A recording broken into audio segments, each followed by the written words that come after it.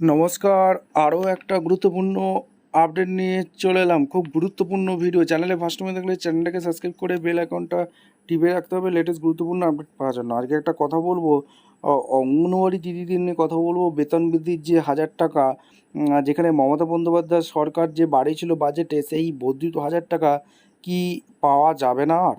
অঙ্গনওয়াড়ি দিদিদের কি এই নতুন সরকার যে ক্ষমতায় এলো, বিজেপি সরকার, 1000 টাকা কি আর দেবে না? কি আপডেট উঠে আসছে আপনাদের সামনে তুলে ধরবো। কারণ এপ্রিল মাসে যেহেতু এই যে বেতন বৃদ্ধির 1000 টাকা ঢোকার কথা ছিল, সেই টাকাটা এখনও অঙ্গনওয়াড়ি দিদিদের ঢোকেনি।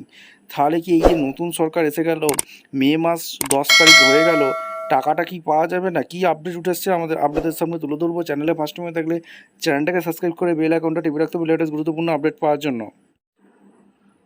দেখুন, নতুন বিজেপি সরকার এসছে ক্ষমতায় এবং মুখ্যমন্ত্রী শুভেন্দু অধিকারী মহাশয় স্পষ্ট করে দিয়েছেন, আগের সরকারের চালু করা জনকল্যাণমূলক প্রকল্পগুলো বন্ধ করা হবে না, ঠিক আছে? বরং সেগুলিকে আরও উন্নত করা হবে। মমতা বন্দ্যোপাধ্যায় সরকার 2026-27 অন্তর্বর্তী বাজেটে অঙ্গনওয়াড়ি ও আশাকর্মীদের জন্য যে 1000 টাকা বৃদ্ধি ঘোষণা করেছিল, তার বর্তমান পরিস্থিতি কী সম্ভাব্য হতে পারে আপনাদের সামনে তুলে ধরছে। 1000 টাকা কি পাওয়া যাবে? দেখুন, বাজেটের প্রতিশ্রুতি গত ফেব্রুয়ারি মাসে তৃণমূল সরকারের পেশ করা বাজেটে 1000 টাকার বেতন বৃদ্ধির কথা যে বলা হয়েছিল, যা এপ্রিল 2024 থেকে কার্যকর হওয়ার কথা ছিল, কিন্তু টাকাটা এখনও ঢোকেনি। কার কার টাকা ঢোকেনি আপনারা অবশ্যই কমেন্ট করে জানাবেন। বিজেপি সরকারের অবস্থান কি সেটা আগে আপনাদের ক্লিয়ার করে দিই। নতুন সরকার জানিয়েছে যে তারা কোনো প্রকল্পের সুবিধা কমাবে না, ঠিক আছে? এবং বরং বিজেপি নির্বাচনী ইস্তারে বা সংকল্পপত্র অনুযায়ী অঙ্গনওয়াড়ি কর্মীদের বেতন আরও বাড়ানোর পরিকল্পনা রয়েছে। ওই সব 1000-2000 টাকার ওই সব গল্প নেই আর। বেতন কিন্তু দ্বিগুণ বাড়বে, এটা উনি পরিকল্পনা করেছে। অর্থাৎ মাননীয় শুভেন্দু অধিকারী মহাশয় ক্ষমতায় আসার আগেই তিনি বারবার বলেছিল, যত রাজ্যে চুক্তিভিত্তিক কর্মী আছে সম কাজে সম বেতন দেবে, স্থায়ীকরণ করবে। তাই ওই 1000 টাকার বৃদ্ধির টাকা আপনি অবশ্যই কিন্তু পাবেন। এই টাকা বন্ধ কিন্তু দেবেই, বিজেপি সরকার দেবেই। এবং নতুন কাঠামোয় এটি আরও বাড়তে পারে। নতুন সরকারের বড় প্রতিশ্রুতি কিন্তু একটা দিয়েছিল মুখ্যমন্ত্রী শুভেন্দু অধিকারী মহাশয়, এবং বিজেপি সরকার ক্ষমতায় আসার পর অঙ্গনওয়াড়ি কর্মীদের জন্য আরও কিছু বড় ঘোষণা করেছে। সপ্তম পে কমিশন, সরকার গঠনের 45 দিনের মধ্যে রাজ্য সরকারি কর্মীদের জন্য সপ্তম বেতন কমিশন চালুর প্রতিশ্রুতি দেওয়া হয়েছে। এতে অঙ্গনওয়াড়ি কর্মীদের বেতন কয়েক হাজার টাকা বৃদ্ধি পেতে পারে। কীভাবে বৃদ্ধি পাবে সেটা পরে বলছি। এখানে অন্নপূর্ণা ভাণ্ডার, লক্ষ্মীর ভাণ্ডারের অনুদান বাড়িয়ে প্রতি মাসে 3,00,000 টাকা করার সিদ্ধান্ত নেওয়া হয়েছে, যা পরিবারের আয় বৃদ্ধিতে সাহায্য করবে। স্থায়ীকরণ, মুখ্যমন্ত্রী তার প্রথম ক্যাবিনেটের বৈঠকেই কন্ট্রাকচুয়াল বা অনারিয়াম কর্মীদের বেতন কাঠামো পুনর্গঠনের ইঙ্গিত কিন্তু দিয়ে দিয়েছিল, যাতে দীর্ঘমেয়াদী চাকরির নিরাপত্তা নিশ্চিত হয়। সারসংক্ষেপে, মমতা বন্দ্যোপাধ্যায় ঘোষিত 1000 টাকার বৃদ্ধি নতুন সরকারের হাতে বাতিল হওয়ার কোনো সম্ভাবনা নেই, বরং বিজেপির নতুন বেতন কাঠামো অনুযায়ী আপনার বর্তমান সাম্মানিক অনেক বেশি হওয়ার সম্ভাবনা রয়েছে। এরপর আর একটা জিনিস আপনাদের অনেকেই কোশ্চেন করছিলেন, সপ্তম পে কমিশন গঠন হলে অঙ্গনওয়াড়ি দিদিদের বেতন কীভাবে বাড়বে, এটা একটা জানা। যদি সপ্তম বেতন কমিশন, 7 পে কমিশন কার্যকর হয়, অঙ্গনওয়াড়ি কর্মীদের বেতন সরাসরি একটি নির্দিষ্ট পে ম্যাট্রিক্স বা বেতন কাঠামোর আওতায় চলে আসতে পারে। এতে বেতন বৃদ্ধির প্রক্রিয়াটি হবে নিম্নরূপ। বেতন বৃদ্ধি গাণিতিক পদ্ধতি আপনাদের সামনে তুলে ধরছি। বেসিক পে বৃদ্ধি সাধারণত সপ্তম পে কমিশনের বর্তমান মূল বেতনের ওপর একটি ফিডব্যাক ফ্যাক্টর যেমন 2.57 গুণ করা হয়। এতে এক লাফে বেতন অনেকটাই বেড়ে যায়। ভাতা বৃদ্ধি, নতুন বেতন কাঠামোয় মর্গ ভাতা, ডিএ, বাড়ি ভাতা, এইচআরএ এবং চিকিৎসা ভাতা, মেডিকেল অ্যালাউন্স নতুন বর্ধিত বেসিক পের ওপর ভিত্তি করে হিসাবে করা হবে। এছাড়া অঙ্গনওয়াড়ি দিদিদের গ্র্যাচুইটি প্রদান করা হবে, এমনটাও আশ্বাস দেওয়া হয়েছিল। গেট পে নির্ধারণ, অঙ্গনওয়াড়ি কর্মীদের অনারিয়াম পদ থেকে সরিয়ে নির্দিষ্ট গেট পের অন্তর্ভুক্ত করা হতে পারে, সেটা যদি বিজেপি সরকার করে দেয়, যা প্রতি বছর ইনক্রিমেন্টের সুযোগ তৈরি করে দেবে। দিদিদের জন্য বিশেষ পরিবর্তন, সাম্মানিক থেকে বেতন। বর্তমানে আপনারা যে সাম্মানিক পান, সপ্তম পে কমিশন চালু যদি হয়, আপনারা যদি সরাসরি রাজ্যে সরকারি বেতন কাঠামোর আওতায় যদি চলে আসেন, ন্যূনতম বেতন বিজেপির প্রতিশ্রুতি অনুযায়ী এই কমিশনের অধীনে অঙ্গনওয়াড়ি কর্মীদের ন্যূনতম বেতন তখন হয়ে যাবে 21 থেকে 25,000 টাকার মধ্যে হওয়ার সম্ভাবনা প্রবল।